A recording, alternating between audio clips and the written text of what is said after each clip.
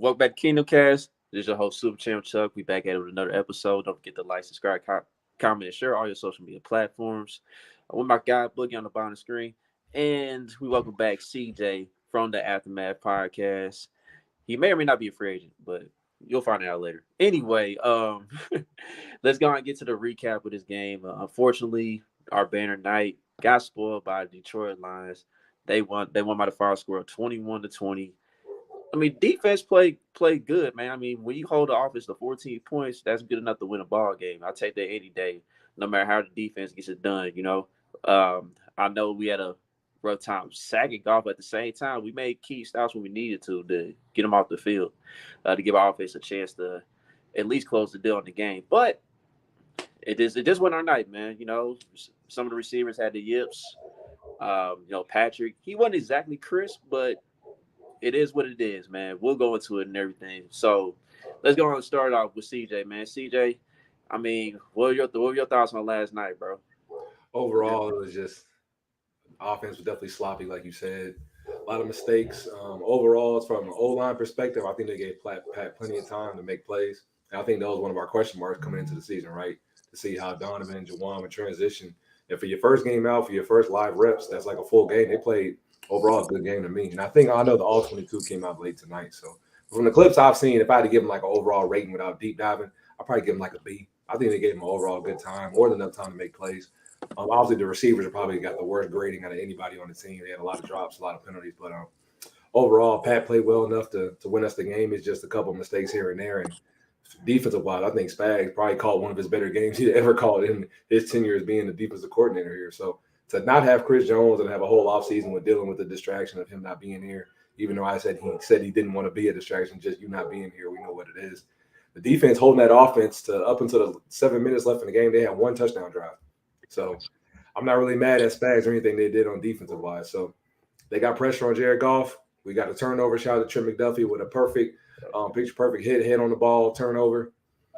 Ain't really not much you could really complain about on defensive wise, man. They played a hell of a game. They gave us more than enough chance to win the game. So this game definitely falls on the offense. They got to be better. And I'm sure nobody holding them accountable more than Andy and Pat. So I know they'll get right and correct their mistakes. But this is your moment, dog. I know you want to get it off, bro. Go and get it off. Hey, that was 2 minutes and 17 seconds, so they hit the over. Barely, barely, bro. Just barely. He got a lag. Sporting voice, it's good, man. It's one game, but I thought I agree with what y'all said. I thought our defense, without Chris Jones, against a good offense, that they did a hell of a job. I thought Trent McDuffie, he looked good. He made a good forced a good fumble, made a good open field tackle. Like what I seen from him. I think Karlaftis looked real good on defense. He was all over the place. I liked what I seen from him. Looked like he taking another step.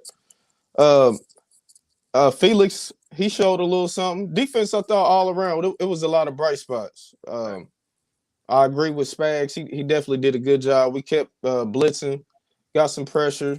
Dana, I seen somebody in the comments say he did some.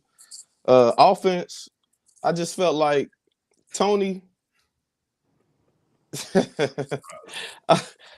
I felt like, man, just not being there all summer for real, and for him to play as much as he did, I didn't think that was I was a little surprised by that. I thought Sky Moore, I thought I feel like him and Mahomes just wasn't on the same page. A lot of those passes, like one of them was way too high, one of them was deep double coverage, like Hail Mary type plays. I just felt like they wasn't on the same page. And I thought it was crazy that Justin Watson was the best receiver yesterday. All the shit we've been talking all offseason, is he gonna be the first receiver benched and all that? And he had the two big catches and he had that big pass interference. So it was like, damn. I thought that was ironic, but no running game. I thought we definitely could have did better on offense, man. Yeah, just a few things real quick, man. Shout out to the one lonely Bengal fan in this chat. I've been seeing them all over the timeline, you know what I'm saying, doing a little so-called victory lap, whatever. And it's like, it's just the first week, dog. Like, everybody getting their jokes off. Like, people been waiting a long time for us to lose again. Nice. And hey, that's just what it is, man. So I embraced it all last night, and I'm embracing it more today. Just a few things though from the offense. I agree with you, Bug. Like I mentioned earlier with Mahomes, like some of those passes were a little bit high, you know what I'm saying, a little bit questionable and whatnot.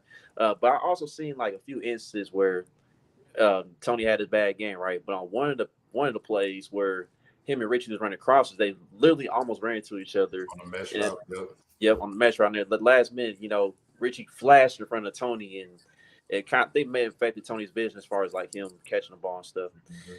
and then it caused him to drop it.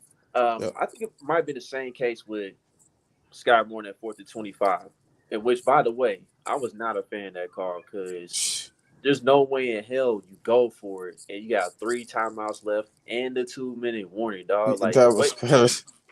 the way your defense been playing, like no, punt the ball, trust your defense to get another stop. Patrick Mahomes will get the ball back with like let's say 45 seconds That was at your worst, maybe. annual Andy Reid 2 minute tweet right there, man. You know he give us one of those every year, Every man. year, that was the one. Like he got that out the way early. Yeah, get it out of the way. Yeah. Um, let's see. Somebody had a question. Chemo, what did you think about Andy King kicking a field goal instead of going for him when it was 17-14? I mean, yeah, there's a little bit of controversy with that, you know what I mean? But the thing that kills me is this: like Andy, he been either kicking a field goal or punting the ball when it's like 4th and 3 or 4th and 4, but yet you go for it on 4th and 25 in a crucial Yes. situation. Like that's where you should have punted it. Like That's I, what kills I'm me. not even tripping on him not kicking, like not going for it on that fourth down when it was 17-14 because, like you just said, Chuck, the defense had been playing amazing. They had been playing lights out up until that last drive.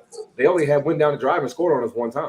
So Spags and the defense had given out. If they hadn't been getting any stops, I would have been okay with them going for it. I'm like, it's a back and forth game. We're not stopping them. We might as well score. Our defense was doing the job enough for us to win the game. The offense, we were 5 for 8 on third down in the first half. I think in the second half, we converted third down, I think, once or twice. On That was third good. down, Yeah, on third down. In the second half, we were terrible, bro. First 0 half, we for was cool. 0 for 7 in the second half. 0 for 7. In the first half, we were 5 for 8. So how you go from converting almost every third down to none? So that was the ball game right there. If we get any of those first downs and we score one touchdown, the game's over. Instead of 20-21, it's like Chiefs 27, maybe the Lions 20. That's how it really should have went. So, but it was just really just one possession. It came down to one play. So that's all you needed. Mm-hmm. Yeah, simple as that. Situational football was just trash. And another thing, speaking of situational football, like Andy Reid's been one of the best coaches we done seen in our lifetime. But my God, he might be one of the worst short yardage play calls I've seen in my life, dog. Like we are still doing the jet sweep on 31, and this was a horrible one. At that, like you did a fake quarterback sneak with Blake Bell, and you go handing out to Rasheed Rice. Like that was just, it was disgusting. And It was we, really disgusting to watch, bro. man, we complain. What's up, D man? What's What's up, good, y'all? D? What up, man? Man, we complained about that shit all preseason. Like, please don't do that damn play on We've been third saying and that shit short. for years, bro. And then he remixed it and did it again. Oh man, first game. But I'm Like, like, yeah, bro, that was nasty work, man. I know he loves that play, and I don't mind the usage. It's the timing is terrible. You don't do that on second and short or third and short. That's a 1st and 10 type of play. You don't do that when you need 1 yard because they don't fool nobody. But when it's 10 yards, you don't know if they're either going to give it away or if they're going to go around the edge. But when they know you need 1 yard, it's not going to fool anyone, and especially when you got Blake Bell in the center. So yeah, I don't like that timing of it at all. So D man, you came in a little late, man. So Yeah. what are your thoughts overall about yesterday? Whew, lot of thoughts. I first of all, I hope everybody took a deep breath and had a nice sleep, and hope everybody is okay. Just Oh man. yes, kiss the 3 rings that are behind me, Sporting Voice. Certainly while you're at Right. it. I hope everybody just had a nice sleep and could take a deep breath. It was one of those things where it's like anything that could go wrong kind of did go wrong. You're without your best, offensive weapon in Travis Kelce, you're without your best defensive weapon in Chris Jones, and everything kind of went badly after that. Wide receivers dropping the passes, poor decision making as far as play calling is concerned, as you guys said. Throw Blake Bell under center out of the playbook for the love of everything good in the world. Please. Yeah, rust on Tony's end. I thought that the defensive coverage kind of had some issues, but still some encouraging things to take away. I think in the trenches on both sides, and just from a few individual performances as well. So Not how you wanted to start the season, but not a total loss in terms of what you saw out there. Y'all on that early too. I I love like that. that narrative. They That's switched up crazy. last year. They couldn't wait to get him out the building. Now they going back. Man, that What? is wild. Switch up Week one crazy. already. Man, You want to know what's crazy, dog? 2020, Like, boy. Sheesh. a lot of members in the media, they do not keep the same energy when it came That's to a that, yo. fact. Say Because that like again, every Chuck. time we lost, it's always blame EB, blame EB. But you see, we lost yesterday, and That we missed. people was quiet. People was quiet. Which one is it? Right. It's So, Uchi Wallace or one Mike, man. It's amazing what ended up happening throughout Boy. the failure that was happening, man. And I tweeted it out. I said Eric Bieniemy yesterday got more credit than he ever got in KC. That's All crazy. one night. All it took That's was one crazy. night. All it took was one night of him not being here, and all of a sudden everybody was like, "Oh yeah, it was Eric Bieniemy." Like, come on, dog. Like That's wild. y'all have dogged this man for 3 years Stay on that and side. Don't switch and up. blamed every single aspect of this failure of an offense whenever it would happen on him, and never gave him credit when it went well. And now one night, of him not being here, now it's all on him. It's hilarious how narratives happen. Stay it's on like, that damn, side. keep the same energy. Keep Funny. the same energy. Keep the same energy. Funny. Yep. But another thing, but we was talking about the offense though, D Mac. Another thing I want to talk about besides that the little short yardage stuff, the wide receiver core, like guys were really getting open. You know what I'm saying? Like there really wasn't an issue as far as like getting open. Now with Tony, there was times where he kind of routed his routes, and there was times where he wasn't in the spot where he was supposed to be. You know what I'm saying? But I feel like it's more so him not really practicing and him not really getting to the flow with the guys in that sense. But at the same time, he did have opportunities that he couldn't make plays, and he just dropped them. And then, with Sky Moore in the first half, he wasn't involved in the offense. So like, this what tends to happen with receivers at times. Like when they don't get involved in the game for like one half, and then the second half, at some point when they do start getting involved, they kind of lose focus because they don't really expect to be looked at or get targeted. So I think that might have been the case with Sky there too. But at the Yeah. same time, I'm not gonna turn the page on Sky. It's just one of those nights, man. Yeah, I mean the Sky Moore usage early on was really a pain point for me. I didn't think that they got to what is good about Sky, and they didn't use him effectively on crossers. They didn't give in any of these pivot routes. Like there were a lot of times out of bunch sets, and this was only after I was able to watch it a little bit more, that Sky wasn't put in the positions that you would want Sky in. They were having Noah Gray or Blake Bell run these choice routes that they would normally give to Travis Kelce. Well, without Travis Kelce, don't give those routes to Noah Gray or Blake Bell. Allow Sky Moore to run those option routes in which he's actually good at reading DB's leverage and working off of them. If you don't, then you don't get him into the game. The only touch that Sky Moore had in the first half was a end around. Mm-hmm. That's not what you do to get Sky Moore into a game. And so the usage was frustrating. Kadarius Toney obviously was frustrated about the drops. That's a guy that hadn't played during preseason or training camp, and that was painfully obvious. And it wasn't just obvious with the drops. It was obvious in the ways in which he wasn't running the correct routes, settling down into the windows properly for Mahomes to deliver the ball. So frustrating outing for the wide receivers. I was encouraged by what I saw from Rashee Rice, which is nice. I thought Noah Gray equipped himself well. They just asked him to do too much at times, but outside of that, it was fine. But yeah, frustrating to watch the weapons work, to say the least. And I don't think the coaching staff did a lot to put them in good positions either. Yeah, I'm gonna say no to that. Don't need them.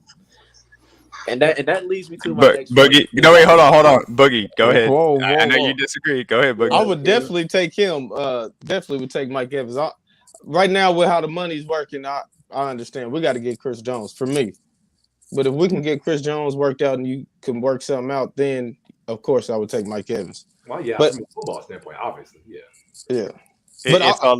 Sorry, go ahead. Go ahead. I was going to say it's all about the asset management. I don't know what exactly the Tampa Bay Buccaneers would be asking for. If it's a fourth round pick, similar to the way that I said about DeAndre Hopkins, sure, that's fine. Mike Evans isn't getting an extension here. So if he comes in on his contract, you trade a fourth for him, cool. I'd be fine with bringing him into this offense. But again, I'm only bringing this up specifically because it's necessary. And it was necessary for the DeAndre Hopkins, question mark. And it was necessary for the George Pickens versus Sky Moore discussion. What are you doing to put Mike Evans into this offense in which you don't do contested catch, situations often down the field? Mike Evans can do some of those end breakers. I think he can easily take over whatever Justin Watson gives to you. But again, we're talking about midseason trying to incorporate a very good wide receiver. Don't get me wrong about that. A veteran wide receiver into this offense that is about timing and being to split into that. And it's usually a separation based offense, which Mike Evans' strong suit isn't currently at this time. So the fit may not be where the Chiefs would look. So that's something to be understood. And Godwin would be cheaper, but he's also younger, so I don't think they'll be trading him away. Mike Evans probably be the cheaper option at this point in time, technically. So yeah, but either one of them, it's always a hyper reaction off of guys make a mistake. But if they make big catches next week, the energy will flip. And if they get on a 4-game win streak, fellas, guys start making plays, we won't even be thinking about this first game. So it's always hyper reaction after the first mistake. So it's all good. Yeah. Absolutely. Do you want to know who the Chiefs need to play more instead of just considering trading for Mike Evans? Yeah. Look, and me and D-Mac, we kind of disagree on this a little bit. Here's the thing. You say that Justin Ross need to learn offense more, right? But what was he doing last year on rehabbing? Like, he wasn't just rehabbing last year. He was studying the play. He's in the public, yep. And he was also with his teammates watching film, too. It's not like he wasn't doing anything besides rehabbing. So, the dude is like to me, the most talented receiver out the receiver group, excluding Travis Kelce and all the tight ends. That's, hold on. My thing is this. That fourth quarter, when he caught that 6-yard pass, you can't just pull him out the game right away. I'm like, dude, let this dude get in the rhythm at least, man. Let him get in the rhythm. They did have him in on some of those red zone snaps as well. You saw that was kind of the specific package they felt comfortable with, but there's also a standpoint of actual game snaps in which they have to have these guys grow into before they really trust them in the offense. And I agree. Ross brings a different element of this offense, different than anybody else. And I would love to see him get more snaps, but I have to be realistic about what this coaching staff does and how they approach things. And Justin Ross is great at the catch point, but that's never been anything that this offense loves to take advantage of. And so until that point, I don't know how much you're going to see Justin Ross out there. Rashee Rice is a guy that actually can create separation on a consistent basis. So there's a better chance of him actually moving up the depth chart and earning more snaps as of right now, in my opinion, based on what I know about the way this coaching staff views offense. All I'm saying is that, to me, it just feels like Justin Ross was a little more ahead of schedule than what Sky Moore was last year around this time. As far as like me, though. But the flow of the offense, did you see the way that route you just example, Chuck, the hitch with Justin Ross late in the game? Mm-hmm. You see that gimme throw to get you in rhythm? Why didn't Sky Moore get one of those? I know I didn't snap count. Most of Sky snaps, he was outside majority of the game. And I'm not trying to say Sky cannot play outside because obviously we love his versatility and what he brings to this offense. But if you have this feature receiver that you want to be the next guy and the guy to take the home whenever Travis Kelce moves on, why not give that hitch ball to Sky Moore? He played off coverage on most of the night with him. You could have gave him some of those routes to get him into his rhythm to get him flow of the game. Instead, he was most of the decoy most of the night, most of his routes. He was running a deep over, the deep cross, or helping other guys get open. Why can't Sky Moore get a little hitch route to get himself going, a little slant, something just to get his hands warm? But if you don't target him for 3 quarters, what is he supposed to do? Or even a little screen just to get the ball in his hands. Just get something, bro. Get the ball. Not an end around, for the love of God. Just not an end around. Just I'm not that. Yeah, like something throwing him the ball, get him in rhythm, get him flowing to the game. You don't target him to the back end of the second quarter. What's he supposed to do? Oh yeah, coach, give me 3 targets a game. I'll be fine with that. And that was it was weirdly backwards in the way in which they approached this. And again, I will also say this again. They lost Travis Kelce 2 days before, so obviously they had to adjust this game plan. But it felt like they were doing Rashee Rice and Justin Ross kind of early in the game and then taking them out instead of establishing the guys that you want to play the majority of the game early on and then having those package players mix in. It felt like they were doing the opposite of that. And from that standpoint, I didn't understand that approach. I like that comment from Quinn too. Could you pull that up for me, Chuck? About the plan to... Yeah, there you go. There we go. Okay. I think and like you said, I think that's more because Kelce got hurt, but I definitely think we need to get some continuity first before we start trying to get all 7 receivers going. Like pick the guys you want first and then start the young guys. There might be some to that, but I think it's also a double-edged sword because I think they also don't know what they have in this wide receiver room as of right now. They want to figure out if Sky Moore can be a heavy snap player. They know generally that MVS and Justin Watson are finding their roles. They don't know how much Richie James can give them in this offense. They don't know how much they want to trust Rasheed Rice or Justin Ross with snaps. And so, unfortunately, there's going to be a trial and error period at this current moment in time. I agree with you. By the time we get to November, this wide receiver room will be pared down to, all right, you guys are coming in for maybe 10 to 15 snaps a game. Everybody else, you know, your set roles that we're going to have your majority in, and this is the set rotation. But it's going to be tough until then. It might be a little bit rocky, trying to figure that out.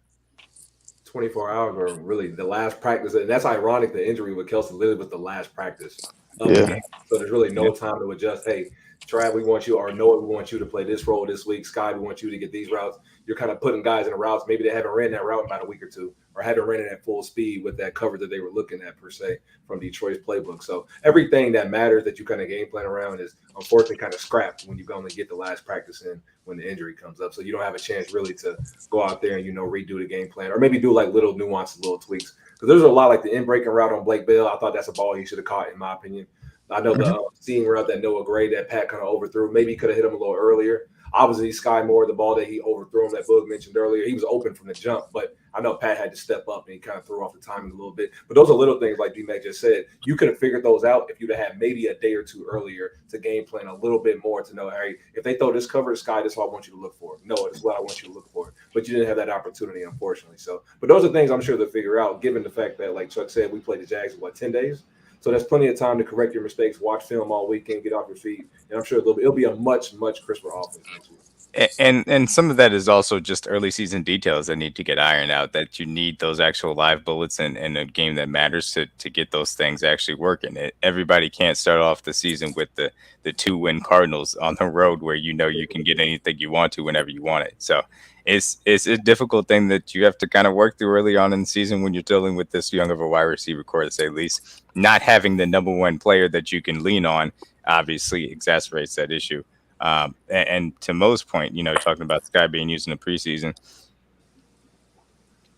if you're not going to use Sky correctly, it doesn't matter. Like I'd love to sit here and be like, yeah, Sky should have played more in the if you're not going to give him the opportunities in which his skill set fits, then you're just going to waste time. You sound like the same type of stuff we were saying about Clyde. I mean, it's partially, but I would say that even Sky's much more talented than Clyde. But of course, I'm not a running back in the first round type of guy. But I agree. The usage of players at times is always frustrating with this team, and that's on both sides of the ball. And so right now it looks like, the wide receiver core may be falling a little bit ill of that. And I'd say the running back core a little bit to that point as well. But we can get into the running game later. Yeah, Mahomes is overrated, man.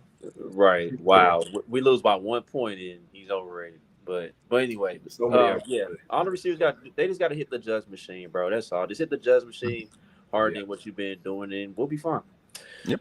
But speaking of the running game, man, I felt like Pacheco definitely needed to be in the mix a little more last night. I mean, yeah, when you look at the stats, yeah, he didn't quite average 3 yards a carry, but hell, like, he didn't really get like a rhythm. You know what I'm saying? I mean, they didn't give him a chance to. Yeah, no. It was definitely just like a pass heavy type of game plan, and that goes to your guys' point. When Kelsey got hurt, it kind of affected things with the game plan a little bit. So you kind of had to scrap all what you was gonna do and try to come up with something within 48 hours. And it's tough. You know what I'm saying? But I felt like, as simple as this: those guys catch the ball, man, we win the game.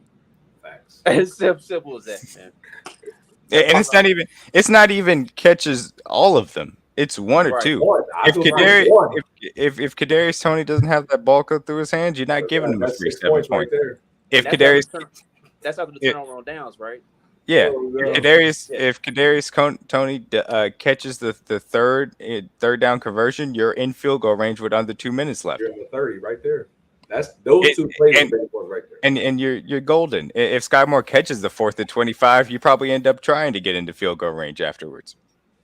And it's just a lot of things had to go wrong. But as far as the running game is concerned, I don't think they ever gave it a chance to really establish. And again, this is also a credit to the Lions who had very good game plan, and it applies to the zone concepts that they decided to bring out as well. But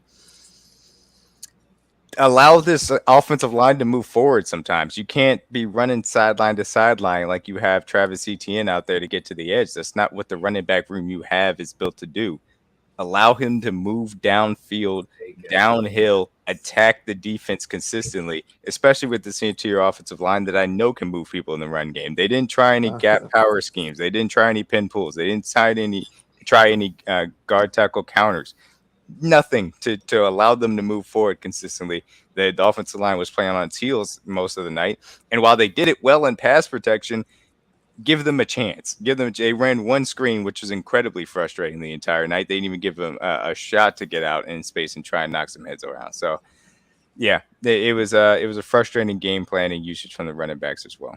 It's like the coach staff forgot that we have like the best interior offensive line in the league. I'm like, don't we still got that?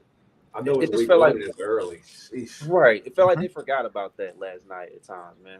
It was one of those games where, like Boog said, like Andy kind of gets in that mode where he's like very vanilla with his play calling. And like to D-Mac's point, when you don't give this full arsenal of running backs a chance to really prove what they can do, you added more athletic tackles so you can do more things outside of them and throw screens and things of that sort. And to not use it was kind of crazy. It was very frustrating via the run game because I'm not one of these guys that says Clyde should never be on the field. I think he has a role and a purpose on this offense. I just think the timing and the volume of it is what frustrates most people. When it's like second down, first down, I want Isaiah Pacheco in the game. That's just me. And on certain packages, if you are cool with having Clyde in the game on red zone, I'm okay with that. I'm comfortable. But in the middle of the field, in between the 20s, the best runners, in my opinion, I think you guys would agree, is Jet and his Pop. Like Clyde does not need to be running when it's 2nd and 4, like 1st and 5. It just doesn't need to happen because we all saw the clip when Clyde missed the cutback lane. It's just something we've had these issues over and over again. So there's just certain plays that Clyde does well, and some plays he doesn't. He's just not his feel for. So zone running scheme is usually something he just doesn't do that well. So I'm keeping Pacheco in his lane. Jet is our third down, 2-minute back, and then I'll maybe sprinkle a little Clyde when they need a rest and give guys a little spare for break. But I don't want to see Clyde running the ball on 2nd and short or 3rd and medium, in my opinion. Don't start a drive with 2 back-to-back Clyde touches. Like we're not doing that. Like, please, we're not like that and Blake Bell under center snaps. Just throw it out of the playbook for the love of everything good in the world. And I'm trying to be as nice as possible about it. I'm not trying to dog Clyde at all. I want to talk about that Clyde cutback run that he should have had. That clip everybody keep bringing up. Say, here's the thing: even if Clyde does find the right hole, if he does cut it back over to the middle, to me, the way the Lions linebacker was and the way the Lions safety was, I feel like he probably would have just only got 2 more yards. It's not like he has the juice. It's not like he has the juice to do it, so it doesn't really matter. Yeah, there's no guarantee break the tackle anyway. Yeah, if he cuts it back, the line, like you said, the linebacker probably stops him for 2-yard game, and that's it. You're running the wrong plays with the wrong guys. He should not be having strung out to the side. It's not. That's not how you get the job done with these running backs, dog. And again, Clyde is somebody that I think is a very limited running back. Even he's better running in between the tackles because he doesn't have the speed to get to the edge. Hide him within an offensive line and give him a sliver of daylight to try and get north and south and use his, low center of gravity to move the pile after that. It's just, it's incredibly frustrating. We know the limitations on these running backs, and it's like the coaching staff just doesn't want to acknowledge them. Yep. I know we do this thing with McKinnon where we say we're not going to use him to the playoffs and all that, but come on now. Hey, that's at what some point we need to be using him more than Clyde. Hey, that's what. Hopefully, this is not a trend. We know the hierarchy in this running back room is Pop, is Jet, and is Clyde. It doesn't need, and we did the same thing last year. Y'all remember in the first 4 games, Clyde scored 5 times last year until he got hurt. So his usage is very high at the beginning of the season. I know it's frustrating, but by the end of the year, like D-Mac said, around November, the receiver room, the rotation will be cut down to about 5, maybe 6 guys. The running back room would be down to a 2-man rotation. We'll know what the rotation is once we get halfway through the season. It's just these first 8 weeks is kind of frustrating because it's like Chuck said, it's like the coaching staff is like trying to figure out what they have in certain spots. And I don't mind that, but most guys, to D-Mac's point, we know what they can do and what they can't do. So we don't need to experiment about things we've seen for the last 3 years. Like Clyde's not doing anything new that we haven't seen since 2020. So you experiment with him. We do have to say, like they said in the comments, we do have to give a little more credit to Pacheco coming off that injury too. Oh yeah, he dogged it through. I'm not mad at Pop at all. for coming off that. He had 2 injuries to be They specific. just didn't use them. If you're not going to use them, then it doesn't matter. Like, what was the point in having them healthy? And he played well in the screen game as well when he did catch the ball. He had a couple. Oh yeah.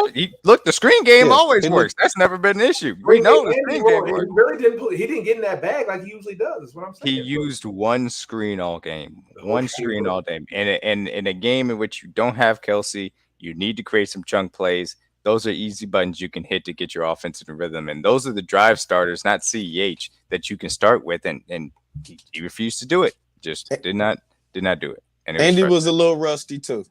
Yeah, Andy. I'll say Andy. He was either rusty or he wasn't ready to adjust without Kelsey exceptionally well.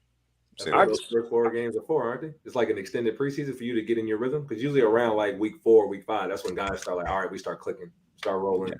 The only one that came in rhythm was Spags. And I was shocked because I thought it would be the other way around. I thought the offense would be rolling and Spags would have been struggling, but Spags came out in his bag. So yeah, agree with that fully. Encouraging to see, even though it was an L, but encouraging to see. I'll take it. To me, I just feel like ever since that 2018, ever since really like Alex Smith's career year before Patrick took over, I feel like the screen game usage has gone down drastically, kind of, man. That's what it kind of feel like, man, because I remember when Alex Smith was here, dog, we was killing in the screen game, bro. Like Kareem was eating off of that, dog. And then it's like, ever since Patrick took over, we don't do that as much like we should, man. I said that we kind of need to go back to that at times in the past. Even though we have been winning Super Bowls, we're getting to the AFC Championship game, we're going to the Super Bowl at least. You know what I'm saying? Yeah. I think part of it is that they have, better options in the passing game now that obviously Mahomes is Mahomes. But I agree with you, and I think that you can use Pacheco in the screen game because he has the ability to that speed and power element that Kareem Hunt brought to the table. It's not as good as Kareem Hunt, but it's a similar combination of the two. That when you get him the ball in space with offensive linemen in front of him, it's scary to see. Like he's coming down the train tracks, and we saw it on the screen that he caught yesterday. So allow yourself to be a little bit more mixing it up as far as the defensive looks are concerned. Where Pacheco's out there, give him the opportunity to catch the ball because it looks like he's better at it. Absolutely, yeah. Absolutely. But let's get to the offensive line. For the most part, they were solid. As somebody mentioned about Trey Smith in the comments, people was saying Aiden Hudson had his time with Jawan Taylor, and I was like, y'all need to go ahead and rewatch that again because I don't know what film y'all was watching. Aiden Hudson was dominating more when he lined up inside against Trey Smith. Now I agree that Trey Smith definitely had a rough time with Aiden Hudson when he lined up inside. Like Aiden pretty much did where the heck he want in those situations. But when you look at the film with Aiden Hudson and Jawan Taylor definitely held his own last night. And another thing with Jawan Taylor, like, look, many people have mentioned it many times. Him and Lane Johnson, they basically do the same thing as far as like timing the snaps. So the refs, they not gonna call it unless they get pressure into calling it eventually. I think that may happen at some point during the year. I don't know, but they're gonna have to start calling it a lot of tackles around the league, well, and a lot of and a lot of all pro tackles. Right, it's gonna be a lot of flags in the league. They start doing it. Right, that's what I'm saying. I don't think they will, regardless. I'm like, they just simply know the rule book and they know how to use it to their advantage.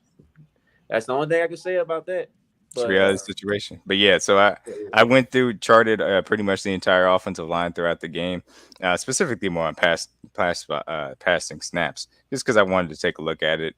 So the Trey Smith gave up 6 pressures. All 6 of them were Aiden Hutchinson moving inside. It just killed him because it's a tough matchup for him with that speed, especially when they're able to use other ways in which they align the defense to get him one-on-one. And so it wasn't pretty. It was pretty much the end of the second half. They found that kind of adjustment, and they went to it at the beginning of the second half as well. And it gave him serious issues. Jawan Taylor, again, versus Aiden Hutchinson, I only had him giving up 1 pressure. He gave up 4 overall, and he just played very well. He was solid throughout the entire game.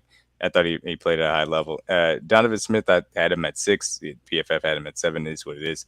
I thought he was above average, maybe not as good as I thought on the copy, but it was also a lot of Mahomes, making sure that he was playing very well. And that ultimately is an important part because Mahomes is a guy that elevates his offensive line. Outside of that, I thought the offensive line was largely good as a unit, but I wanted them to be put in a little bit better positions with the run game to play off of, because they weren't allowed to move forward at any point during the game. From the clip I saw that me and Chuck was referring to, I only saw 2 L's from Juwan the whole night. And I think if the one with the spin move by Hutch, if you want to count that as an L, when technically you did your job, because if he goes inside, Pat goes out, that's a win. Yeah, I wouldn't even call that an L, because exactly. it took 3 seconds to get to the pressure, and Mahomes had already escaped at that time. So if we're being honest, Juwan really only lost 1 rep overall to Hutch. So yeah, the overreaction basically is because usually the rep that he lost is the one that Pat usually had to be uncomfortable, and he missed the throw to Sky Moore. So overall, other than that, yeah, I think Juwan played a good night. Obviously, we know what Joe Tooney and Creed did. Trey had a couple missed blocks. I think he kind of missed a couple in the run game as well, but that goes to D-Mac's point earlier. We should have used more man gap schemes, maybe pull guys more to get them going downhill, use that strength. I love zone schemes and what it can do for your offense, but you don't have to do it so much to where you forget what other things you can do. But overall, like I said, I gave the O-line a B+ grade. D-Mac, that's what I did off the first watch of the game. So I think they played more than good enough to give Pat time to make plays. Missed a couple of mistakes here and there, but overall, they did good enough to make plays and have enough to win the game. So. Yeah, that's where about is landing, about a B+. And I agree with you from the standpoint. And there were also some times in which Mahomes was creating those pressures just by fading a little bit. And I think it was a little bit of a mistrust in what he was seeing from the wide receivers throughout the night as well. I think that may have created a little bit more pressure for Donovan Smith and Juwan Taylor. But ultimately, there were escape lanes for him to go out of the B gap, consistently if he needed to. So I don't think that it was something where Mahomes was undershoots because the offensive line was underperforming, in my personal opinion. Like you said, B+ is a fair grade to give him. Mm-hmm. Yeah, no, I've been critical on the O-line all season. I thought they did pretty good, though. I mean, Donovan, like you said, he had that one holding call, but I thought Mahomes had to move a little bit. I think he ran the ball too much. I think that was more because of the receivers, not the O-line, but I thought the O-line did good. I thought Juan did good. Like I said, he knows how to manipulate the play. I mean, not the playbook, the rule book. It's fair game. So when Bill Belichick does stuff like that, we applaud him. Hey, Jalen Hurts how many times did Jalen Hurts use that mush push rule when he did QB sneak? Almost every time. Yeah. Man, they was hating on the telecast. Man, they was hating the whole night on that, man. I thought that was pretty funny. Yeah, it was kind of weird. That broadcast was very weird in the ways in which they were trying to present that rule book. And it's like, no, and this is obviously a problem where you're not talking about offensive linemen. It's a wide receiver and a broadcaster in the booth and then a rules analyst. The offensive linemen all up and down Twitter are telling you it's perfectly legal because they've seen it for the last 2 years, and they have the ability to move their back foot. That's within the legal rule book, and he's timing the snap. That has happened consistently for the last 2 years, and every single offensive lineman is agreeing with that. And the broadcast was I guess inexperienced or just didn't know enough as far as that, and so they presented it to the nation, and that was a little bit of panic journalism going on in that broadcast. Yeah. Also, my fault. One more thing, Chuck. My fault. Go ahead, bro. We, like I said, with Trey getting that pressure from Aiden. I mean, we talking like he's not a top 5. It was just a top 5 pick. Like he's not a scrub. He's a heck of a player. He should be beating Trey Smith when he's one-on-one on an island with Trey Smith. And again, he only went inside to play against Trey Smith because he was sick and tired of getting his butt beat by Juwan Taylor on the outside. He was sick and tired of it. So that's why he went to play against Trey Smith, and it is what it is. But if you frustrated a guy as good as Aiden Hutchinson long enough at a tackle, that's why you go out and spend $20 million on a guy like that. Yep, exactly. Sound like an upgrade to me. Right. Yeah, and then so far. These troll fans, all these Bengals fans and all these other fan bases. Y'all must pay attention to little old us. Hey, I didn't know we was that important. Like y'all know what the hell y'all be watching? Because you remember the clip when Aiden Hudson did like a double spin move, right? Mm-hmm. I'm like, dog. Hey, Pat got a first down. They forgot to mention that. Yeah, you still gave up the containment, though. You spun the wrong way. Like, what are we doing? It looks cool, but you gave up contain, bro. That's not your job. To be fair, now they may have a little bit PTSD of Mahomes getting a first down on a running play out to his right. So to their point, they may have a little bit of PTSD, so they didn't want to talk about that aspect of it. Got to be fair to them on that. Yeah, and it is what it is. And look, the beautiful thing about being on opening night and the defending champions is you get all the narratives. So that's the fun part about it. Yeah, like the Chiefs dynasty and Jeopardy. We already asking that question. This is what it feel like to be the big dogs, huh? Damn, I like it on Man, this side. The dynasty is over, man. This is what it It's man. feel over. like. After a 1 point loss, it's crazy. Every But game Yeah, is must that's win. all. That's all it took. That's all it took was Every one game game. loss.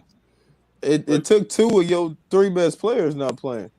Yes, Yeah. a 1 point loss where two of your best players were not out, were not out there. Yeah, that's how it goes, dog. Eight drops. That's all it took, boys. 8 drops. You would think that last night counted for more than Yeah, just one loss. That's all it took, bud. yeah, I know exactly what it's like to be a Patriots fan now when they Mm. had Brady. But man. let's go and get Weird. some defensive side of the ball, man. Okay, so we everybody knows we didn't have Chris Jones. He was out in the stands, watching the booth or whatever. So give us your overall assessment on the defensive line, how they did. Got a lot of pressures. I like what I saw from Felix. George definitely took a step this year. Mike Dana got a lot of pressures, which I was definitely excited to see without playing next to Charles, without playing next to Chris.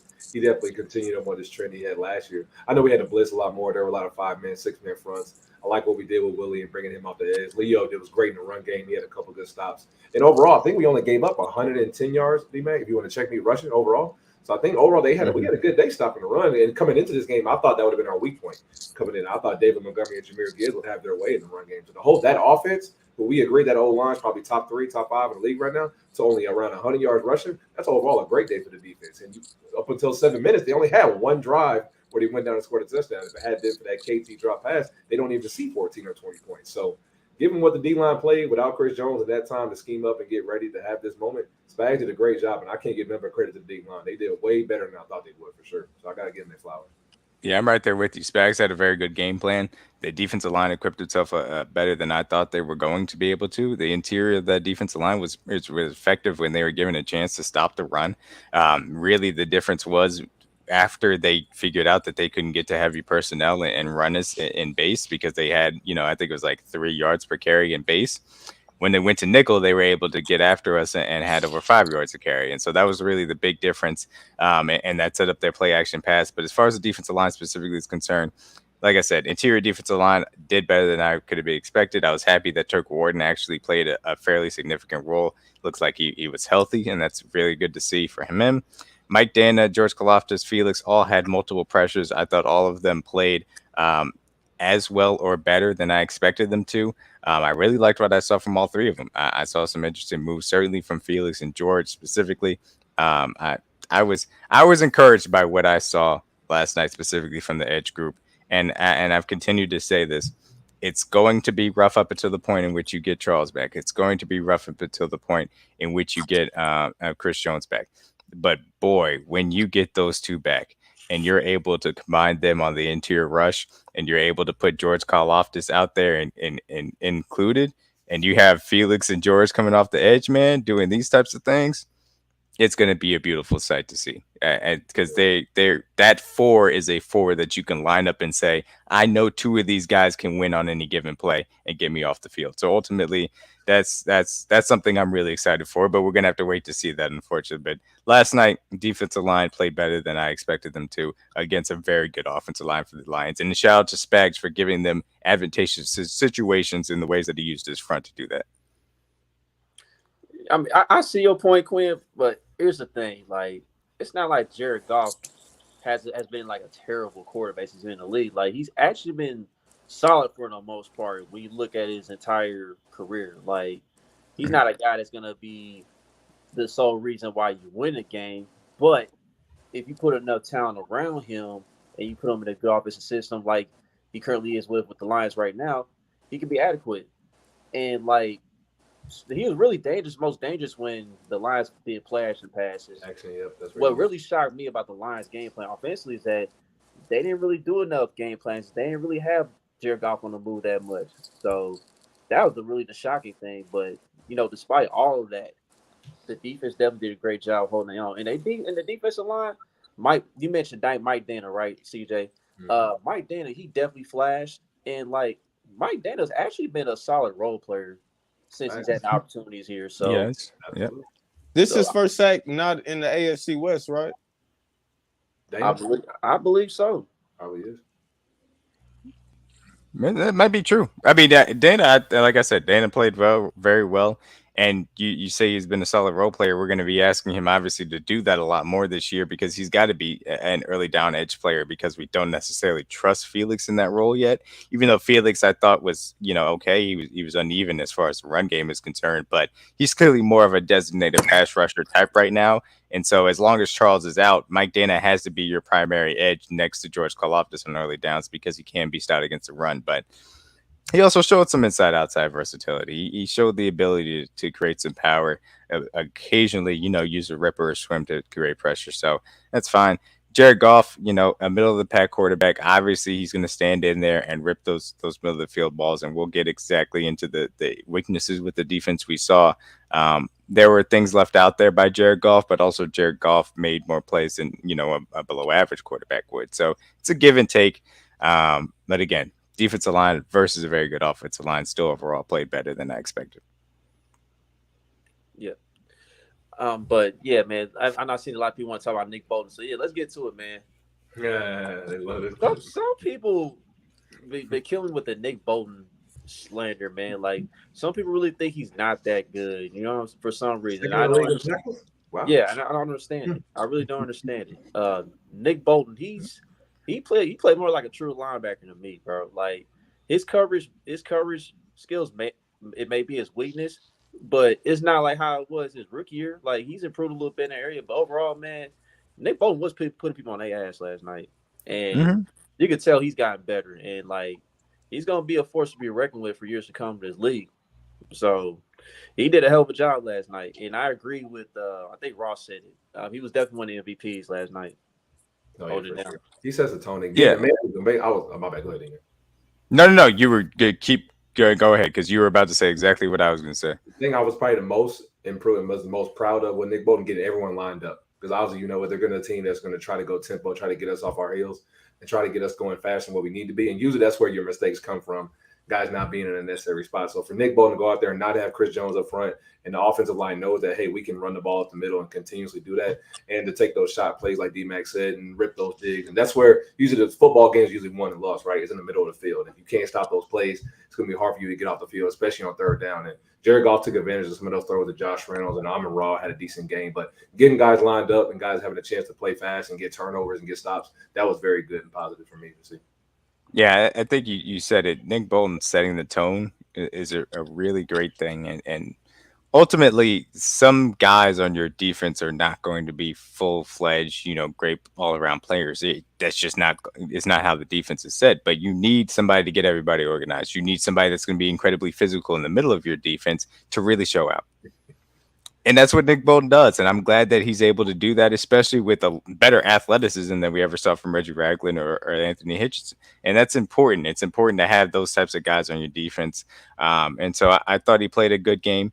I thought there were times in which he got sucked in by some play fakes and left voids over the top, certainly in play action passes in between them and the safeties. But I would say that applies to all of our linebackers, really, outside of Drew Tranquil, who unfortunately did not play as much as I would have liked, especially in those nickel looks. So ultimately, good game from Nick Bolton. Yes, Willie Gay gets lost in 2 or 3 run snaps, but he's also going to, negate 2 to 3 plays just a game just because he's insanely athletic, and that's why he's a will linebacker, and Bolton is the Mike. Willie is going to go out there, run around, and create havoc. Some of the times it's not going to be great, but that's why you have Bolton, who's more sound next to him. So, linebacker position. Really harping on, I need to see Drew Tranquil in the nickel consistently. I know what these 3 guys can do in base. They do it at a really high level, but can't give up that middle of the field as easily as they did. Drew Tranquil needs to be out there in the nickel, whether it's with Willie or whether it's with Nick. He needs to be out there with either one. Facts. I think an ideal situation would be that rotation, what you just said. Yeah, I think that was my biggest takeaway too, man. We didn't see Drew a little bit more this game. I thought we did more than I thought we would. But I think we know with Spag's system, it'll take a while for him to get it all down. So I think towards the end of the year, we'll start seeing Drew a little bit more anyway. Absolutely. Yeah, that'll be part of it. Absolutely. That'll be part of it because we know it's going to take a little bit of time here. We know Spags is slow to adjust. So we'll see it happen eventually. It'll happen. He'll get there. Yeah, Especially like overall, that's why when I think it was Quinn or who said that point about like Jared Goff being like a pocket passer. Most of the QBs we see in our first 6 games are pocket passer outside of Justin Fields and Trevor Lawrence. I'm giving them air quotes. We don't see too many athletes in our first 6 games. We play Kirk Cousins, we play Aaron Rodgers, and Russell Wilson for whatever mobility he has left in his game. So we don't really see too many crazy athletes outside of Justin Fields in the first 6 weeks. And then in week 7, like D-Mac said, we'll get Charles back. Hopefully guaranteed Chris will be back by then as well. So those athletes that we plan on seeing in the back half of our season are going to be after the bye. So for these first 6 weeks, I'm not really worried about the athleticism at quarterback we're going to see from a defensive standpoint. And again, it's the 6 week mark is very important because Charles Omenihu changes the face of what this defensive line can do, especially on pass rush downs. And it's not even, and obviously Chris Jones is a whole different thing, but just having that ability to have 3+ pass rushers out there, and then Mike Dana as your fourth, instead of it being Mike Dana as your third, and just Jordan Felix on the outside, and you're throwing Tershawn Wharton or Mike Dickerson in there, or Matt Dickerson in there. It's even just that upgrade. It is much better for what you want to do from a pass rush standpoint. So you got to piece it together, and getting to 1-1 here is going to be a tall task. But if you can get past this week with a win, you're in a position here to survive without your 2 best edge rushers or 2 best pass rushers to this point, and we'll see what ends up happening from then on out. I know Leo Chanel may or may not be a full-time player at some point in his NFL career. Yeah. But I would love to see him. I would love for Spags to get a few more snaps out of him, man.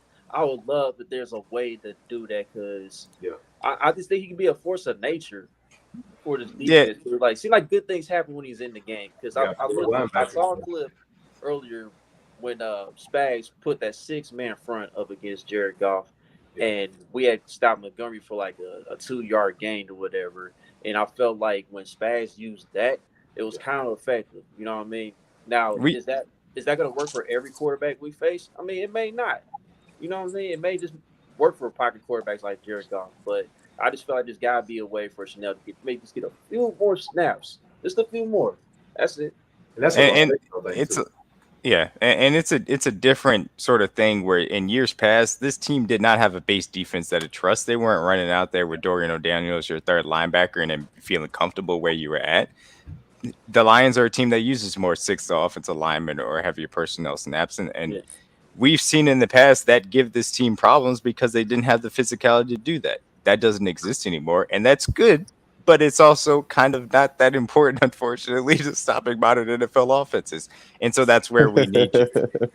That's where we need. Yeah, there it is. We need Drew Tranquil to be in on those nickel snaps because that gives you more options of actually having a chance to stop that. And truthfully, you also need Chris Jones to be out there because he's also very good against the run, even though people want to not give him credit for that. And overall, like we said that before the season, Chuck, this is probably the deepest linebacker crew we've had in years since when Derek Johnson was here. So if you got 4 guys, there's going to be times when we want Leo Chenal, Drew Tranquil, to, like Book said, to get more snaps. But at the end of the day, if those guys can come into you in your situational packages, I would love to see Drew more on 3rd down, like D-Max said, on early downs, the teams who love to run the football like we do when we'll see Chicago. I would love to see Leo Chenal be on the edge and be an edge defender. There'll be packages where these guys will get plays, but we know the guys that are going to get most of the snaps is going to be Nick Bolton and Willie Gay because they know the system and Spags trust them. But there will be situations where Leo Chenal will have an impact and may get a turnover. Drew Tranquil may get a PBU. They're going to have their chance to have imprints on the game. It just wasn't as much as we wanted to week 1. But I have no doubt Spags know what these guys can do, and we'll see their imprint on this defense going forward for sure. Yep. All right, well, let's get to the secondary, man. Trent McDuffie, absolute stud. Absolute stud. Like, he held his own last night. I mean, this kid. On the way. Yeah, that's what I'm saying. I feel like he's going to have an all-pro at some point in his career. At some point, he's going to get that all-pro selection. That's how good he is, bro. Like, he held down his side of the field, and I was impressed. No issues with Trent last night. So, I mean, you mentioned the CJ. He's going to get an all-pro at some point in his career. I mean, D-Mac Boogie. I mean, let's talk about it, man. I mean, what you guys think about Trent last night? Well, I said it earlier, man. When forcing the fumble, excuse me, was an all-pro type play. That right there. But the play that was even more impressive was the tackle, the open field tackle. Making those type of tackles, that's all-pro type plays. Sky's the limit. If he can stay healthy, we've been saying that. You've been saying it, Chuck, for sure all summer. If he can stay healthy, we know what type of player he can be.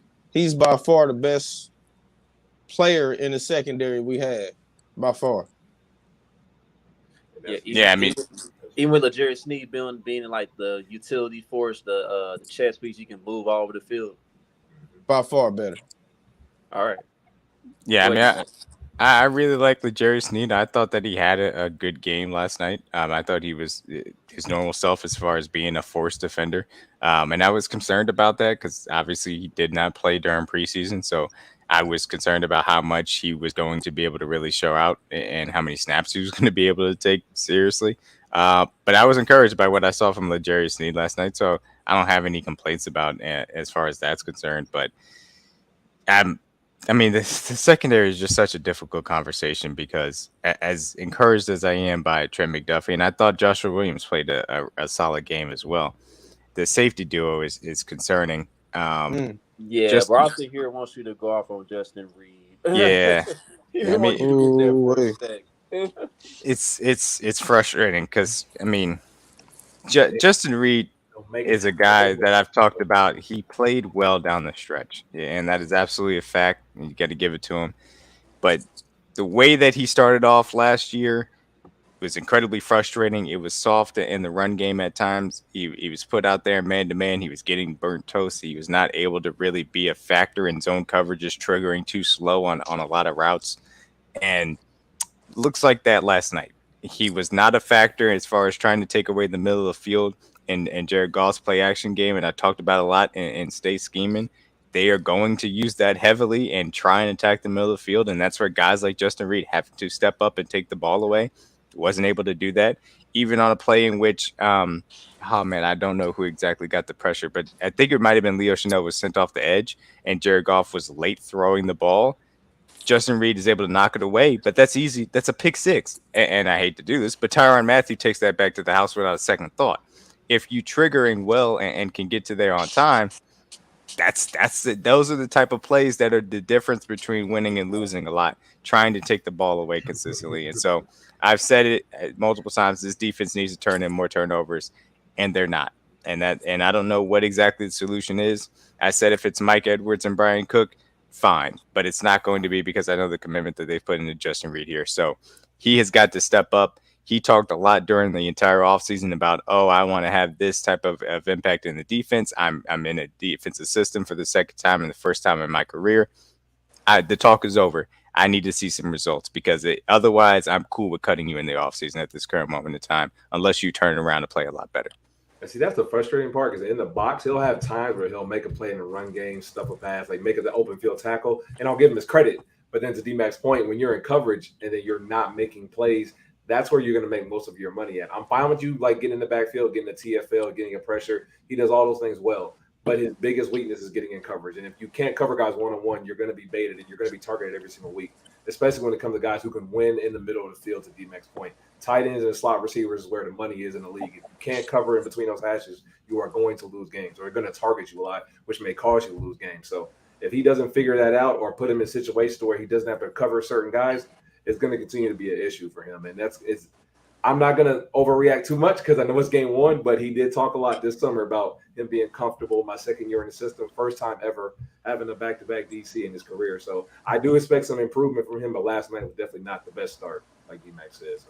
And I'm just praying. I'm just praying that this is simply a comfortability standpoint, that when they have Charles and Chris Jones back, that this defensive line is going to be creating consistent pressure from that standpoint. And that means that you can use more Robert looks where you feel a little bit more comfortable rather than just having him in man coverage.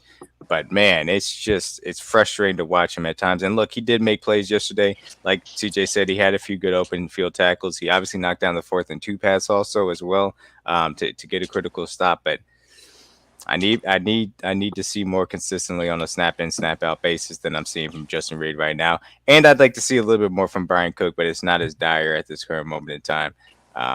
Justin Reed is letting me down at this time. I know on that one play on the draw where Jameer Gibbs had a big run. Justin Reed was right there to make the tackle, and he whiffed so bad, Yeah, dog. Yeah, he got yeah, remixed. That yeah. looked very NFL Street. I thought it was NBA Street Volume Hit 2 him with that also. dead leg. Jameer Gibbs, I think, pulled out a Kyrie half spin on Justin Reed, which I didn't think I would ever see on a football field. But yeah, it wasn't pretty at all. That was unfortunate. Yeah, but that was after Gibbs had already made contact with Reed. That's when the spin move happened. That's why Yeah, he took him off. he like I said, I never seen a half spin in football, but Jameer Gibbs, as special a player as he was able to pull it off. So, Great contact balance by Jameer for sure. yeah, Yeah, yeah, many here. I also call him. Whatever. it's probably because I'm on this show. That's probably why it's throwing him off. But but yeah. Somebody had mentioned. I mean, it was Quinn. He mentioned Jalen Watson. Like, he didn't really play that much last night. But I just think because we're kind of deep at corner. Yeah, I mean he's the fourth you know? corner. Yeah. It was a battle between him and Williams during camp of who was Right. going to able to take that job over. Williams Mhm. won, so he's the third corner, and that's why he's going to get the majority of snaps. And so right now Watson is going to be a guy that's more of a gunner. But look, guys get hurt. Obviously, we know Snead is still having this knee injury that he is trying to manage it, and fortunately, he was able to play through it last night. But somebody's going to go down eventually. You're not going to go through the season and have all top three of your corners be healthy the entire year.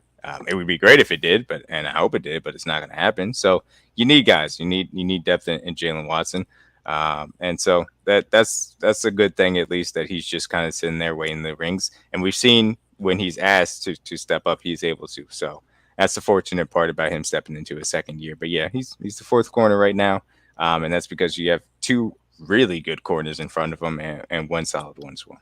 And I think that's ironic because this time last year, Jalen was low key our second corner because Trent went down with an injury. Trent went down. He had outplayed Josh up to this point last year. So Yep. Josh kind of took it personally coming into camp. And I know everyone kind of heard that tidbit that the DB coach and Spags said, like, nobody really separated themselves. And I said this in our chat, we won't get those answers until week 1. So we pretty much know who's pretty much separated themselves as the third corner, being that Trent and Snead are our top two. And it's been Josh. And that's kind of been it's always going to be a good battle between those two, because if one guy does go down, like D-Mac said, or doesn't play well or takes a step back, one guy can get that spot back. And that's good for competition.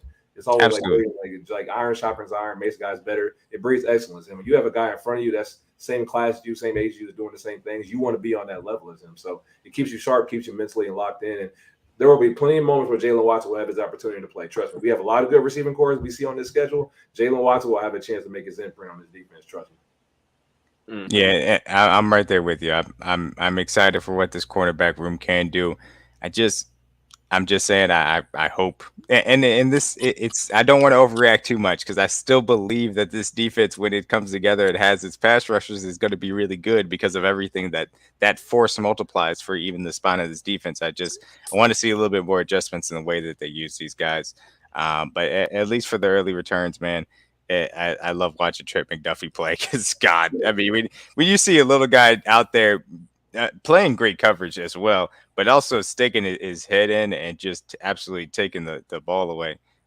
You gotta love what he can bring to the table because he plays. That's why he plays so physical for such a small corner. I love it.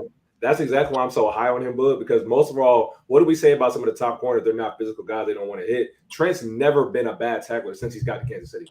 I've never seen him not be afraid to go in there and put his nose in and stick a ball. From the Arizona game last year, unfortunately, is where he got hurt. Till the end of the season, he's always been a willing tackler. And that's one thing I love about Trent's game, because we know he stays a great job staying in phase. He doesn't really get beat over the top that much. I would like to see him get more turnovers. That's probably the next phase in his evolution of his growth. And I'm sure that will come with time. But having a corner who's willing to tackle, and you ask any defensive player, the worst tacklers are usually the corners. They're smaller guys. They're softer. They don't want to put their nose in there. Trent's never been that guy. We've never had to question him on that. So to have that going forward, him setting the tone like that, that's a great tone setter for this defense, especially for that DB room for sure. I love that from Trent. And honestly, the funny thing about Trent now is, even though I agree with you, I want to see him take the ball away from more. Their teams are scared to throw him his way. Exactly. Joe Burrow got scared to throw him throw the ball his way during the first matchup that they had against Jamar Chase, because he was taking him out of the game a lot in one-on-one situations, and he fooled Joe Burrow in the first drive of the AFC Championship game. He could have had a pick in that game. In fact, he dropped it. Yeah, and so Trent is equipping himself well. I think that the biggest thing that I can take away strictly from this game last night, as far as defense is concerned, the investments that have been made on that side Nick Bolton in the second round, Trent McDuffie in the first round, George Karlaftis in the first round, Felix Anduke-Uzomah in the first round, Jalen Watson, and obviously Joshua Williams. Those investments look to be returning dividends properly for those premium picks that you are putting in. And that is a good sign for obviously moving forward in the ways in which you have to continue to maintain a high level of defense.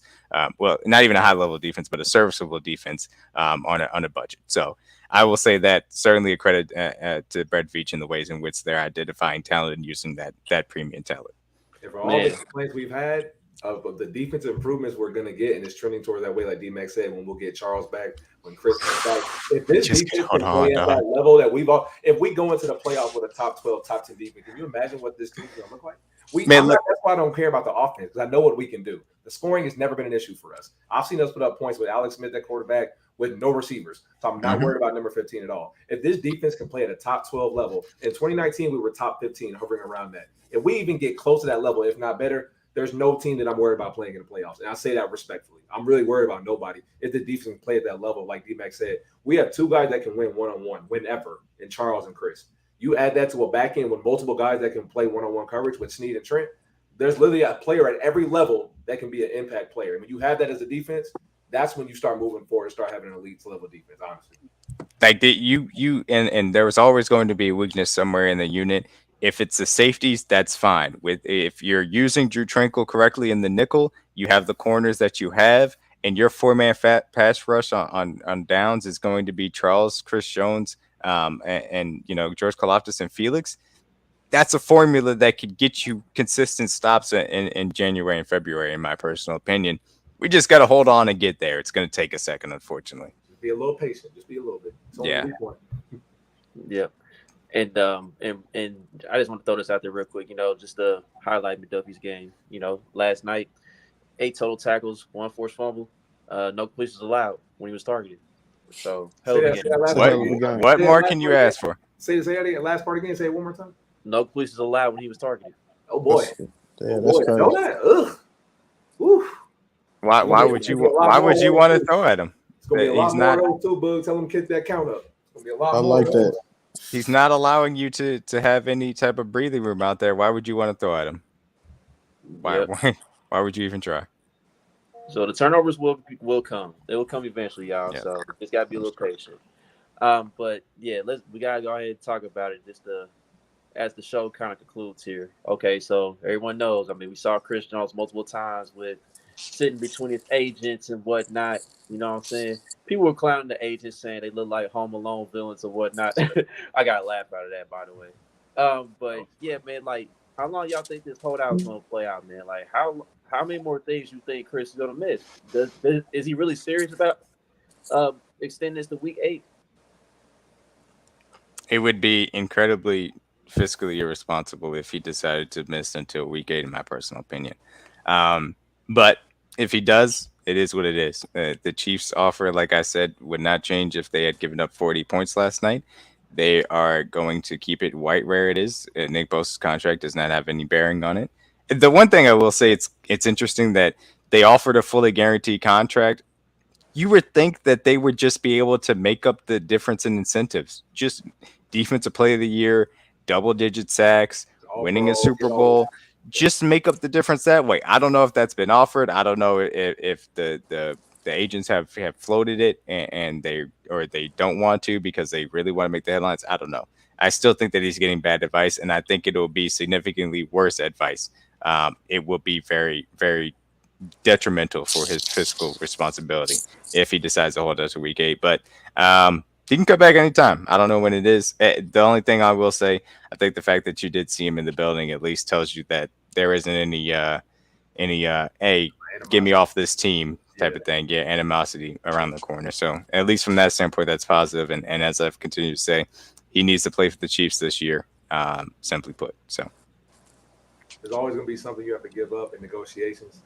I know fans, like, they hate hearing the talk that we have on Twitter and the conversation we're having. But at the end of the day, we don't know the details. We don't know what's going on in those meeting rooms. We don't know what Veach is saying in his representation. All we do is see the pressure that Chris Jones is having at the Ronald McDonald House and seeing him at the game. And everyone's going to come up with their own narratives. And you hear a different report every day. about what he wants, what he doesn't want, what's been offered, what has been offered. We don't know the hard concrete evidence. So until it actually happens, it's gonna. I think he'll show up eventually. If I had to put a guess on it, I'm guessing by week 6, maybe when Charles comes back, maybe he's waiting on that. I'm guessing, but hopefully before then, it would be ideal. But I don't think, like D-Max said, sitting out to week 8, I don't think that proves a point to anybody. It's definitely not a smart financial decision because I don't think you're ever in the business of losing money because losing it's like a 1.2, 1.1 million dollars per game. That's I don't care how rich you are, losing $1 million a game to play football for 3 hours. That's not smart to me. So I think he comes back very soon. Hopefully sooner than what we think. But yeah, it's just it's just a sticky situation because we just don't know. That's why everyone's just so frustrated because it's a part of the thing. You got to let the team do their job. And I know it's frustrating to say and hear that, but we just got to let it play itself out. The only thing we can do is focus on the guys who are on the field that are making plays for us right now and figure out how we can win games. So, and when Kurtz comes back, well, like you said, we'll open them with open arms and be ready to roll. But for now, we got to win with what we got, and I think we have enough to do that. So, Pay that man. Pay him. I want this shit to be over with, man. I think, even though I do think we missed Travis Kelce a little bit more this game, I think even with just Chris Jones being out there and his attitude, he's contagious with his enthusiasm, energy, yeah, his energy. If he would have been out there, I think our defense could have still made one more stop. facts. But so I hope it's over soon. I don't think he's gonna do the whole 8 weeks. Me neither. I really just don't see him. If the Chiefs say we go 0-2, I think it's a better chance of him actually coming back. Because then I think the competitor in him, he doesn't want his team to get too far in the hole. He'll come back anyway. So I think Chris Jones will be back. I don't think he's go 8. Like you said, that's a lot of millions. And then I think he'll start thinking he's letting his team down. I don't think he'll be out too much longer. Yeah, appreciate the comment, David. So here's the thing, like you mentioned, the defense could have made one more stop, right? After the Chiefs inexplicably went for it on 4th and 25, they had a 3rd and 2. When I saw that the Lions only had 2 yards to go, I was like, I don't like this because this is where you're gonna need 95, and what do you know? Lions converted first down, won the game. But here's my thing. The stuff that I read about in regards to Chris Jones' situation in regards to the agents that he's with, I don't know if it's all the way true. I mean, the information that I read, I mean, it looks like it's factual. It looks like it could be factual, but I know this. Chris Jones needs new representation. He needs a new agency, man. These cats, they aren't good for him at all. They really not. Just looking at their track record, like the only other star they had, as far as the Cat brothers, the only other star they had on their roster was T.Y. Hilton. And T.Y. had a short run, unfortunately, due to injuries. Yeah. But since then, Shout they out to only have 6 active NFL players on their clients overall. And I think when they broke it down, like one of the brothers don't even have a client at all. Like it's the other brother that got all the clients. So they banking on Chris Jones to like save for him to save their business. But at the end of the day, dog, Chris, man, I don't care if Chris got to miss a game or maybe 2 games to get new agency, get new representation, but it's needed, bro. Like, I don't know. It's not even to the point where, like, obviously as a Chiefs fan, I want this to get done. I want them to pay Chris Jones. I want him to be back with the team. I'm concerned legitimately for his fiscal future. If he holds out to week 8, he will be saying goodbye to $10 million this year and losing $10 million on his tag next year. That is a fiscal loss he will not recoup at 30 years old. It's not going to happen. And so I'm legitimately concerned for Chris Jones and the advice that he's getting in this situation, because this is the type of stuff that you come to regret as you look back in your career. And I hope that he realizes the offer on the table of a guaranteed $27 million next year and the year after is completely exactly the type of deal that he should be accepting right now. And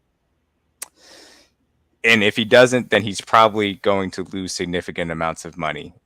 And so that would be something that'd be a shame for it to happen, because I love Chris Jones. He's a career chief, in my personal opinion. He should be. He's a Ring of Honor level player, in my opinion. Multiple time All Pro, a guy that has absolutely played at a high level for 2 Super Bowl teams. Hopefully future Super Bowl teams as well. I don't want to see that happen to Chris Jones. And it should also be said he's a good guy. Like it's not like he's a mean person. Like he's out there at fulfilling his charitable, obligations. And yes, part of that obviously was a little bit of a media stunt, actually talking to the media, but he also was filling his responsibilities. It wasn't out there somewhere on a beach or anything. He obviously cares about this team. He cares about the people in the locker room. The people in the locker room like him. And you saw even just in the Americas game, Mahomes and Kelsey have a level of reverence for him as well as special part of this team. So it's not just about obviously me as a Chiefs fan wanting to see Chris Jones on this defense again. It's about me kind of feeling bad for what could be happening to his fiscal future. And be mindful, this is the third contract. I think everyone forgets that. So when you're comparing it to situations like Nick Bosa or like parts of other players, they're in their mid-20s, early 20s working on their second deals. The third contract for any non-quarterback is always the hardest one to get. That's why we're in this situation that we're in right now. Because Chris Jones is an all-pro level player, like D-Mac said, but there's always going to be a little give and take. The team wants to protect themselves in the deal. Chris said he wants a raise and deserves a certain type of money to where he can feel comfortable with his representation. But both sides are going to have to give up something, whether it be an extra year off the deal, or more guaranteed money up front at signing. You're going to have to give up something to make sure both guys can be compensated in the negotiation, we'll say. But it's definitely something that I think both sides will be able to work out for sure. Yeah, and that's why I said it's not a comparison to Nick Bosa. Nick Bosa is the reigning defensive player of the year at 25 years old. He deserves to reset the market because that's how great of a player he is. And I love Chris Jones. I think Chris Jones on his best day can go toe to toe with Nick Bosa as far as affecting the game. But it's just different when you're 5 years younger and you're coming up on your first extension. It's just different. And so, and 5 years younger, and you have a defensive player of the year that you're coming off of. So it's different there. Yep, big facts. And I was about to respond to Chris's comment talking about Drew Rosenhaus. I mean, first of all, the Kast brothers they learned up under Drew Rosenhaus, but I don't know if they learned the right things or not. No, they didn't. But somebody mentioned Drew Rosenhaus would have had Chris Jones shipped to Miami. That was funny.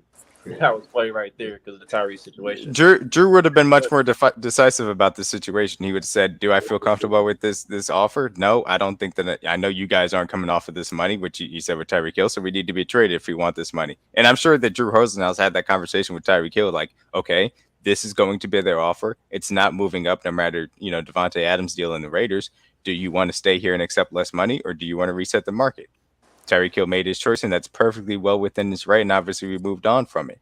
But obviously, the Kast brothers are not as decisive as that. And again, I really hope it doesn't end up costing Chris Jones significant money as a result. It reminds me a little bit. You talk about them learning under Drew Rosenhaus.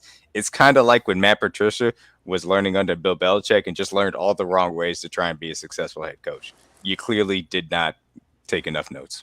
And that's the thing about being an agent. You learn about timing of those decisions. Like Chuck said, like before the draft and after the draft, if you really felt that they weren't going to move the offer to D-Mac's point, you would have made that decision back in March. Like right after the Super Bowl was over, right after the run, hey, what do we want to do? Like, do you want to make an extension here? Because this is the ballpark they're going to offer. You knew that number months ago. The number they offered you now was not shocking news or new information. You knew what they were going to offer. You just decided to play hardball and say we could probably get more, and we're going to try to strong arm them to see if they can move off that number. But to Chuck and D-Mac's point, they're not moving off that number. So it's either you're going to lose money or you're going to take the number they offer, which is respectable money. I'm not trying to count your pockets, but it's not like we're just giving you chump change at the end of the day.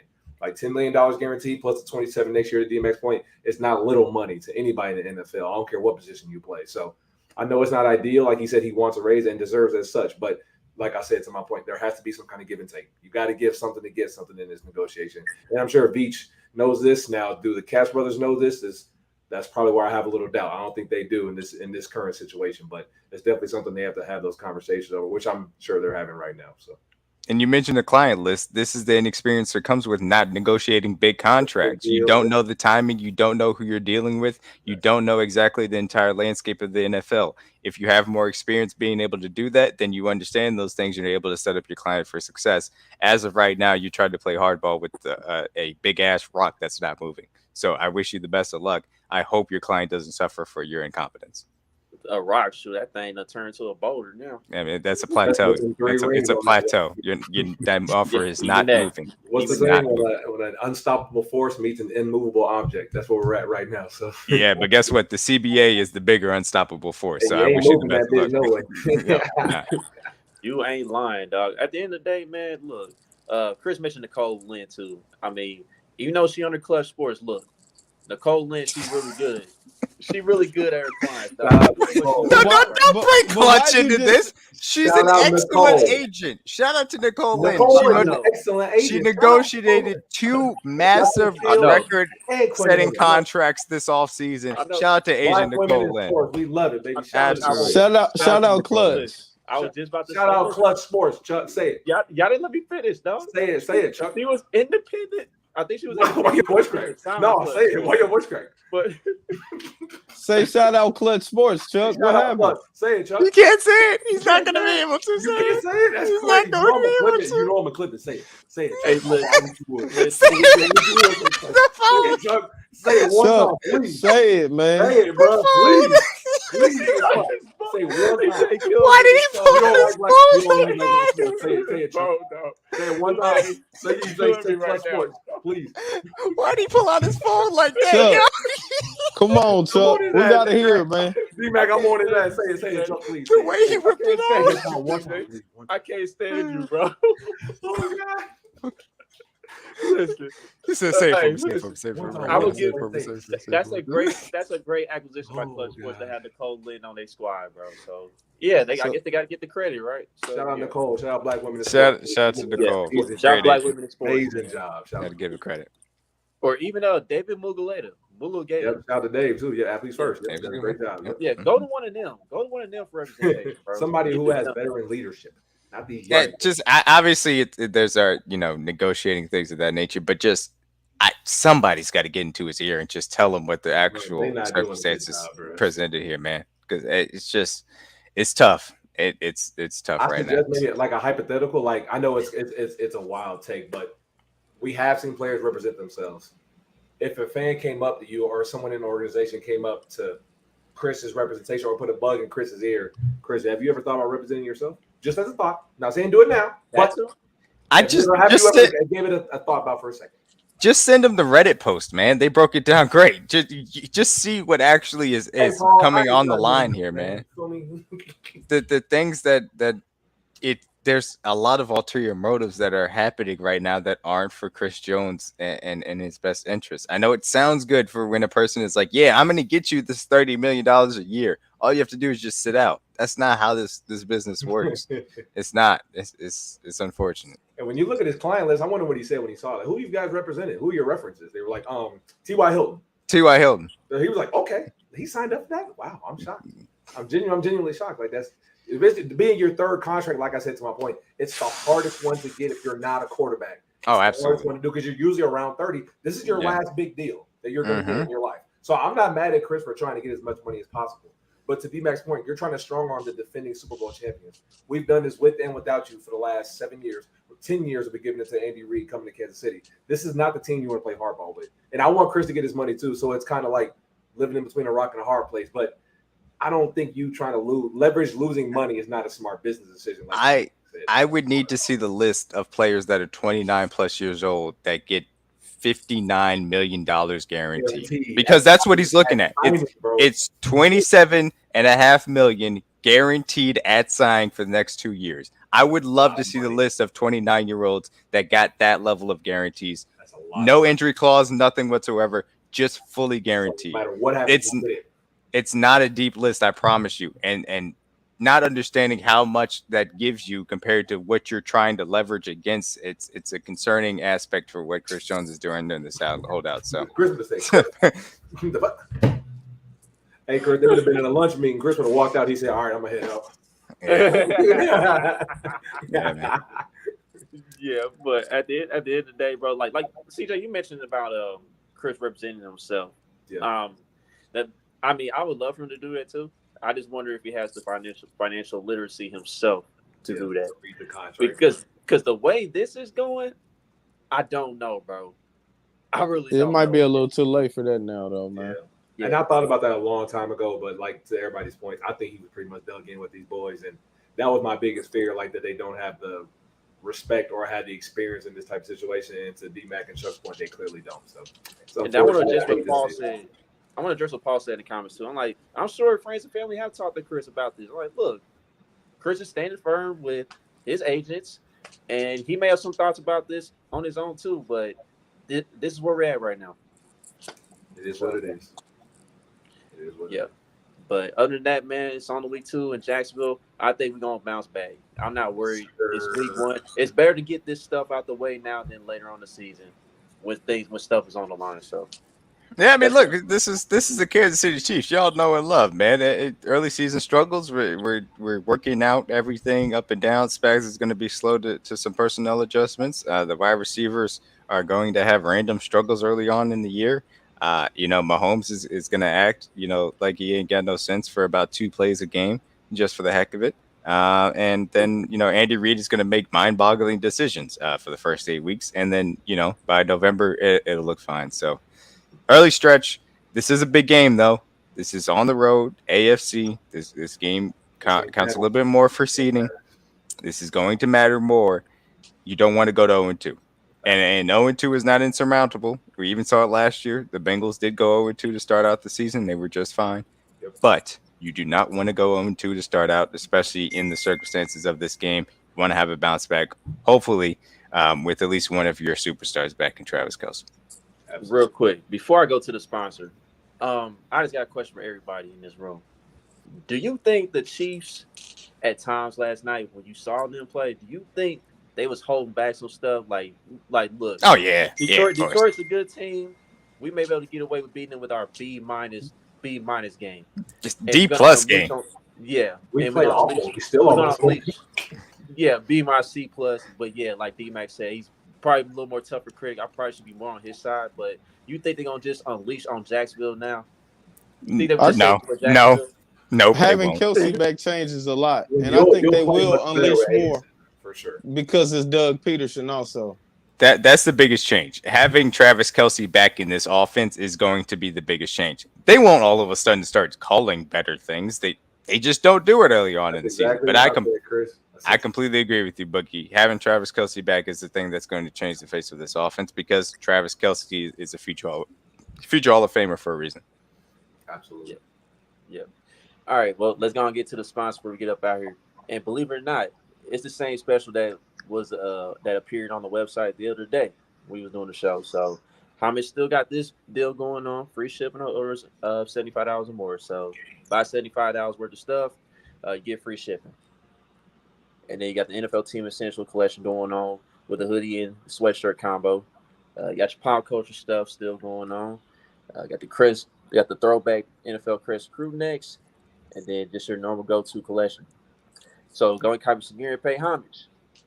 Pay homage. My bad, Chuck. And restock that starter jacket. I need that. Oh, it's Been out coming. of stock all summer. It's fall time, man. Make sure y'all get some gear, man. I'm trying to get ready. Homage tap us in. You feel me? I'm trying to represent y'all. Mm-hmm.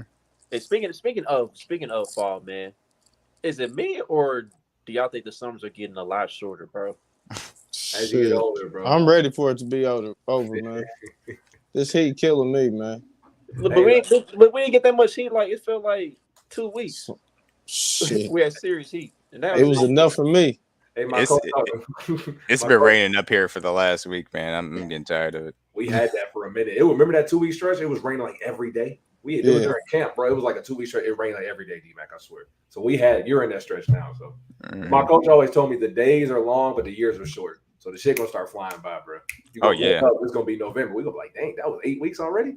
Then we're gonna be rating for the December and playoff start. So I take every moment with a grain of salt, man. I try to soak it up everything, the good days, the bad days, because I love talking ball with y'all. I love watching the Chiefs. I've been waiting for this era my entire life. So I don't want to take anything from moments, man. I'll soak it all in. I don't even care, bro. Yeah, I feel you on that for sure. Absolutely. Yep. So with that being said, man, anything else I want to tap into before we get up out of here? No, I think we're good. Not it. All right. Yeah. So, Week 2, man. We're moving on to the Jaguars. On to Jacksonville. On to Jackson. all I gotta say is this: I look forward to watching whether it's Sunday Ticket or NFL Red Zone Sunday. Yeah, man. Sure. Boy, Sit back, relax, enjoy the show as everybody gets started. Mhm. But real quick, I mean, what I don't know how to ask this question, but I'll just ask it first. Who do you want to lose the most on Sunday? The most. Want to lose the most? I mean, easy Wait, question. wait, hold on. Before you D-Mac. know, I'm We just know gonna what we remind you, want. we've got the Ravens versus Texans, we got Bengals Browns, we got Raiders versus Broncos, we got Chargers versus Miami. Eagles are playing I'm Patriots. rooting for Deshaun Watson, man. Deshaun Watson, I'd be come back, baby. It's obvious. I You gotta figured. know how that goes. I had a Come feeling, on. but I just It's wanted an to confirm. AFC game too. Yeah, they'll go ahead and let Deshaun go crazy. I think I Joe Burrow figured. 1-5 versus the Browns. They can make it 1-6. Yeah, Yeah, let's I had a have some feeling. fun this weekend with that. Show Man. me. Like, look, it's hilarious to see our AFC West rivals lose a game or whatever, but I definitely want the Bengals to lose. I think Bengals that would probably be the only thing that would be a little bit of a palate cleanser right there. That'd be cool. I wouldn't be. I'll let it go there. That. Yeah, I figured. be like you remember that clip of LeBron in the campaign? LeBron was like, You said what? He's like, be humble. What about LeBron? Let's go. You just got to leave. You just got back. Manny, let me tell you, Manny, I will be there when Myles Garrett kicks the shit out of Orlando Brown Jr. I will be there. Let's Start this Defensive Player of the Year campaign right. Y'all Myles think Garrett. Twitter was nasty last night. Let Orlando Brown have a bad game. Miles Garrett, I hope he's got every single pass rush move ready, dog. On Sunday, boy, on my mama. Let Orlando have a bad game. Look, I'm like this. Say something. That phone killing me. Hey. Hey, I'll be right by the charger, man. Oh, you feel me? Phone stand on the charger. I hope Myles Garrett has a day, man. I hope Myles Garrett has a day. Darius Smith, Myles Garrett, all of y'all boys go crazy. God, I hope they go crazy, dog. Yep. Denzel Ward out of concussion so, protocol, dog. Man, come on, man. Get a pick 6. Let's go. My thing is this, bro. Like, I don't know why Bengals fans was taking a victory lap like that after last night, bro. Because it's a narrative. If you lose a game, everybody uses it specifically to what they need. So Bengals fans are using it for that. Ravens fans are using it for Lamar Jackson slander. Chargers fans were saying that they were winning the division. Raiders fans said that they were winning the division and winning 9 games earlier today. So everybody gonna use it for what they need to use it because we're the champs. But it's like this. But it's like this though. Like our tackles, they ain't giving no sacks last night. They don't care. They don't want to talk about that. That doesn't help their narrative. It don't help. They don't. It's like I told y'all about Orlando Brown. Like telling the truth does not. The same way in which people were posting like, "Ooh, Chris Jones is going to get more money now because the Chiefs lost," regardless of the defense giving up 2 touchdowns. Doesn't matter. Everything is specifically about whatever narrative they want it to be, and that's fine. I don't. It's social media, so it's cool with me. I don't care. We end up getting the last laugh most times anyway. You see me? Right. Usually, when you start the season, the team that won the Super Bowl usually is not the best team coming into the next season. We are the best team, and we're coming off Super Bowl. So, of course, any mistake we make is going to be magnified. And we were the only game on television. And not to toot our own horn, but the numbers we had on the viewing for that game were higher than the Super Bowl. So the 2 last NFL games played have had the most viewpoints, and what team has been into both of those games? So we know who the biggest draw in the NFL is. We know who. That's what it is. Nobody pulls like we do. Hey, we the Beatles, bro. I told you, Chuck, we going on tour. We like the Beatles for real, bro. We in our era right now. Yeah, it is. It is. All right. So with that being said, don't forget to like, subscribe, comment, and share all your social media platforms. It's on the Jacksonville. We out. Peace. Peace.